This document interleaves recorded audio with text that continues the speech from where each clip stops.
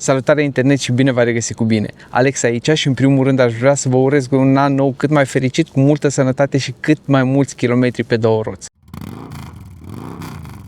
Pentru că în luna octombrie, când am adus-o pe Bella acasă, mi-ați contactat o grămadă dintre voi, câțiva mi-ați lăsat și comentarii la clipurile de pe YouTube cu Bella, cele noi, dar mulți dintre voi mi-ați dat o grămadă de întrebări, mi-ați dat mesaje private pe rețele sociale, pe Facebook și mai ales pe Instagram și câțiva, cred că și pe WhatsApp, în care mi-ați pus o grămadă de întrebări despre Bella. În primul rând vreau să vă mulțumesc tuturor pentru feedback-ul acordat la clipul în care am ridicat-o pe Bella de la reprezentanță și clipul ulterior, sau clipurile ulterioare pe care le-am făcut cu ea. Vă mulțumesc pentru feedback-ul super pozitiv, felicitările și mesajele pe care mi le-ați trimis.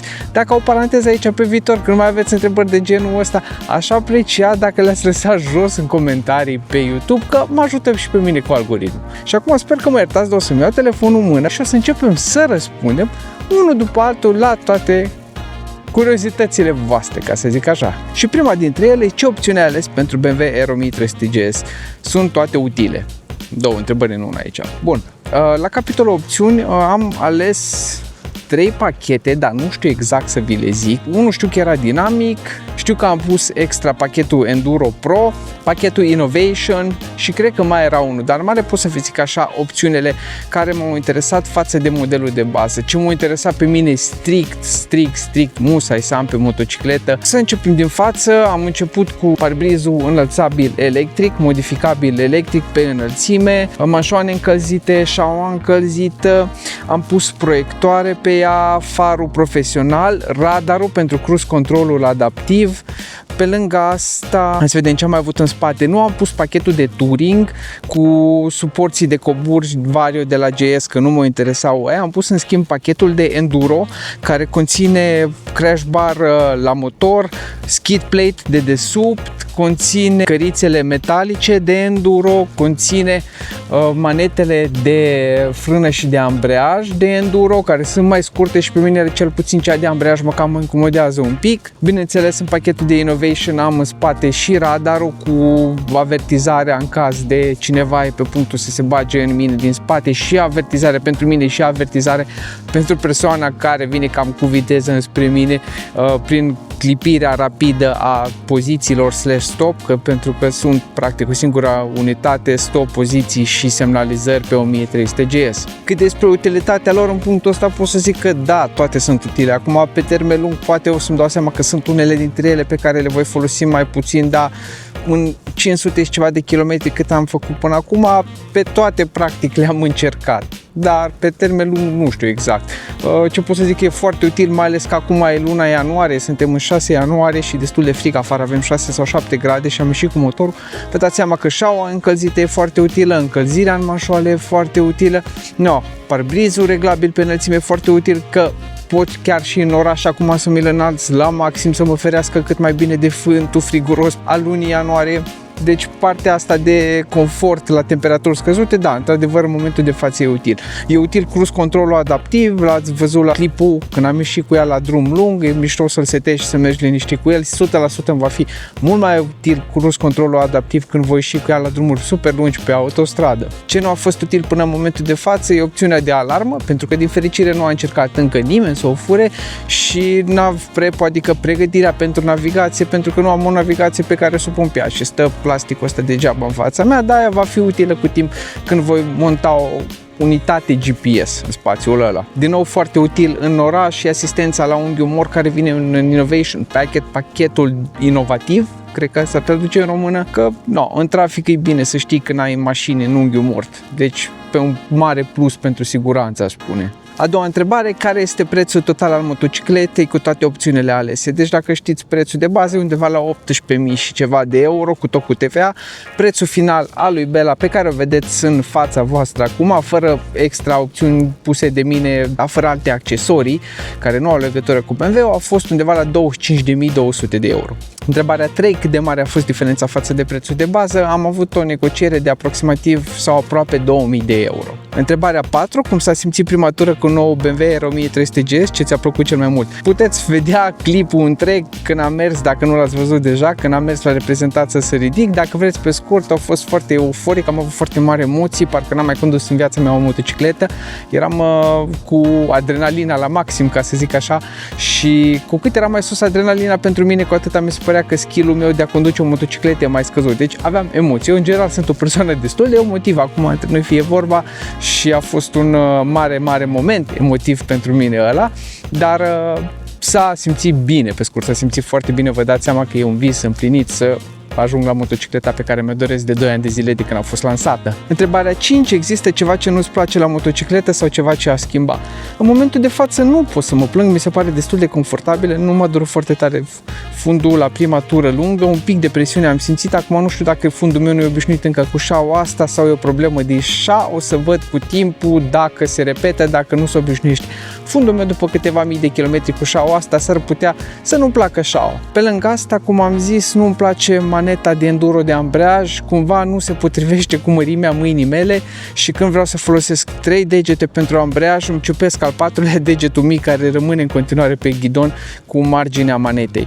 S-ar putea în timp să fie nevoie să schimb maneta asta scurtă de enduro cu ceva third party sau cu manetă de la BMW originală, dar maneta standard, nu cea enduro, care e un pic mai lungă și sper să ofere un pic mai mult spațiu săracului meu deget mic. Asta a fost una din primele întrebări pe care le-am primit și destul de mult am primit-o, și anume ce accesorii plănuiesc să adaug, top case, crash bar sau altele.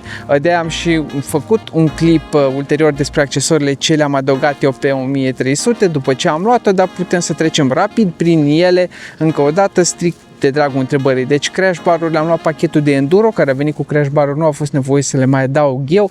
Pe lângă asta am avut pregătit suporții de cobur și de top case și de cobur laterale. Am mai pus o protecție la cardan jos, pus protecțiile astea înălțate la handguard-uri pentru un pic mai multă protecție la vânt, ca astea din fabrică pe lățimea lor, care este super mică, îți cam degeaba la capitolul protecție la vânt. Nu știu ce am mai pus, mai am acasă pregătit o protecție pentru far, dar nu am montat-o încă.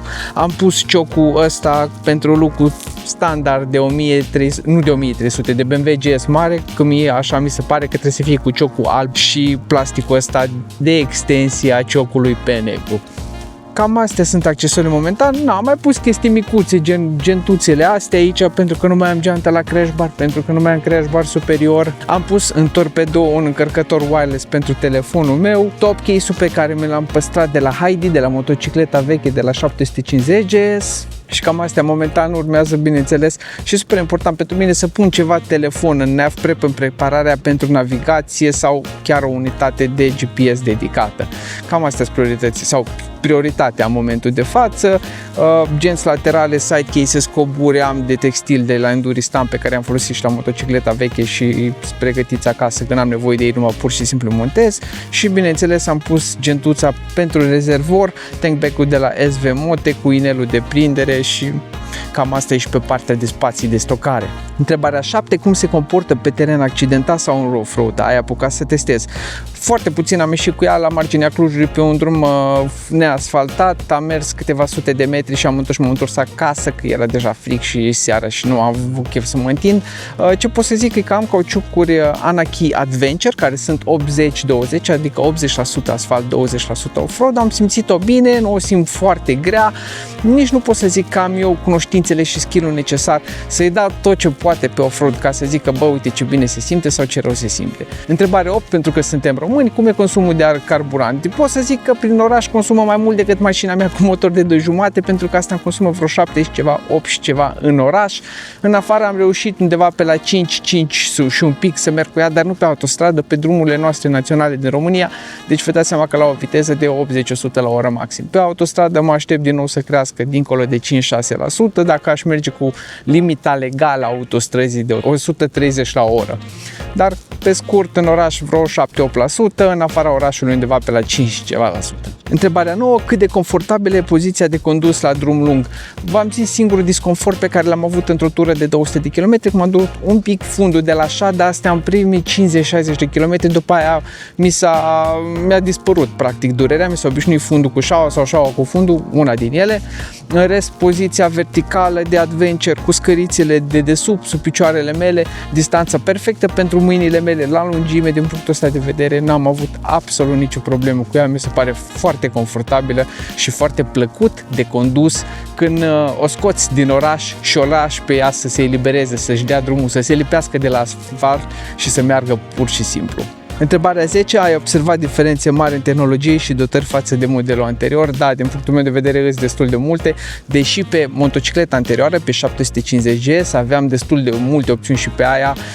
Ce mi se pare foarte valoros în plus la asta față de cealaltă e șaua încălzită, e parbrizul ridicat înălțabil electric, cruise control-ul cu pilot adaptiv, adică care ține singur distanța și frânează în funcție de mașina și vehiculele pe care le am eu în față, dar în rest nu prea simți mare lucru, se simte o diferență de geometrie, asta mi se pare mult mai înfiptă, mult mai lipită de asfalt, probabil din cauza centrului de greutate jos, dar per total, din punct de vedere tehnologic, sunt doar câteva diferențe față de 750 GS, dar foarte importante diferențe sau foarte utile, ca să zic așa. Crezi că e o motocicletă potrivită pentru începători sau mai degrabă pentru cei experimentați? Sincer, deși am văzut pe grupuri și pe forumuri că se recomandă, că e o motocicletă stabilă și bună și pentru începători, din punctul meu de vedere nu, e o motocicletă destul de grea pentru un începător, chiar dacă nu stai toată ziua să o ridici, o să-ți fie mult mai greu să înveți manevre la viteză redusă cu o motocicletă cu greutatea asta, deși greutatea, cum v-am zis, e concentrată jos, are centru de greutate jos.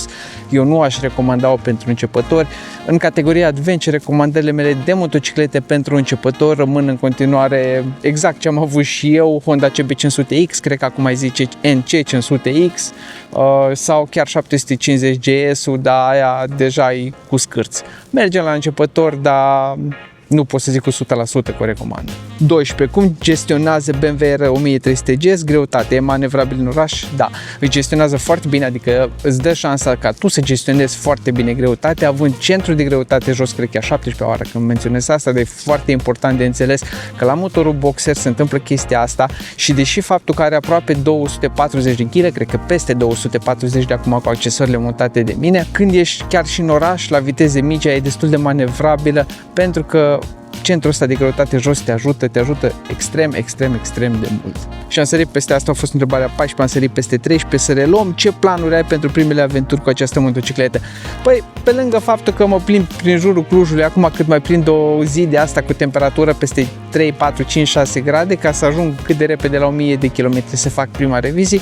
Primul plan concret pe care sper să reușesc să-l pun în practică ar fi în luna aprilie să o scot pe Bela, să mă sui pe ea și să merg în direcția Balcanilor și anume să mă duc în Bosnia, pentru că doresc foarte tare să văd orașul Mostar de câțiva ani de zile și nu am fost niciodată în Bosnia și e ultima țară din Balcan pe care nu am vizitat-o și am zis că ar fi momentul potrivit ca să termin toate țările din Balcan de văzut cu prima tură în afara țării a lui Bela. Și întrebarea numărul 15, cum mă simt cu înălțimea șeii? Deci, în primul rând, trebuie să înțelegeți că eu am 1,80 m și nu știu cât am înălțimea între picioare, lungimea piciorului practic, insimul, cum îi zice în engleză, dar la 1,80 m ai mei, cu ghete de motor sau Adidas și inclusiv Adidas de motor ce am acum în picioare, că nu sunt cizme, ating perfect cu toată talpa și nu am nicio problemă. Un mare avantaj este că este un model cu înălțime reglabilă automat, adică când plec de pe loc, ea se înalță singură la înălțimea potrivită în funcție de greutatea care o am sau pe care o am pe motocicletă, dacă sunt eu cu Iula, dacă suntem amândoi cu bagaje și după aia, ulterior, când sunt pe punct, o să opresc, să încetinez destul de tare, ea se va lăsa singură din mers ca să fie sigură că în punctul în care am oprit, eu am destul spațiu să pun ambele picioare jos la perfecțiune.